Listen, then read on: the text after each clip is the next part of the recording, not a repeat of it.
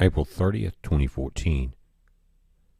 Guys, on April 24th, during the linear debris shower, or meteor storm as some call it, Pope Francis will be visiting the Holy Land, and it will be what they're calling kind of a final solution for the Jewish sovereignty over Jerusalem.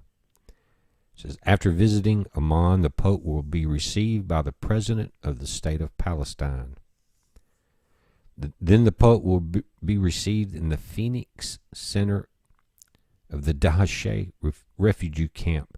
He will endorse the inalienable right of millions of descendants of Palestinian Arab refugees to repossess the homes and villages that their grandparents and great-grandparents had lost in 1948, an act which would dismember the modern state of Israel.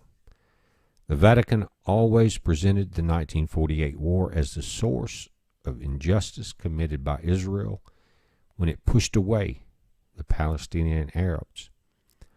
Pope Francis will talk with the people in charge of the Ibdah camp, whose main goal today is to educate Palestinian Arabs about the 1948 Nakba catastrophe, they call it.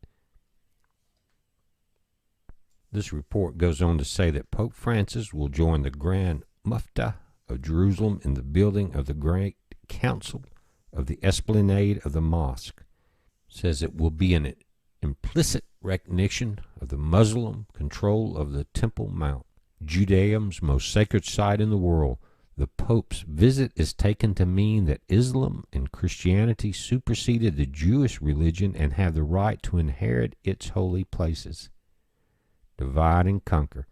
When the Pontiff John Paul II ascended to the Temple Mount in 2000, he wasn't welcomed by an Israeli official, but by representatives of the Palestinian Authority, and the holy complex was bedecked in Arab flags. A few months later, the Intifada broke out, leaving 1,600 dead and maimed Jews. When the Pope comes, destruction follows right behind.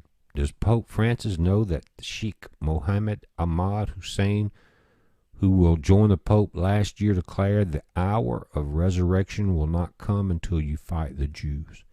Does Pope Francis know that Jerusalem's mufti at funeral ceremonies for terrorists promoted terror against Israel, saying that the terrorist souls tell us to follow that path? Does Pope Francis know that the Sheikh deny the existence of the Jewish temples? Francis will also celebrate a Mass.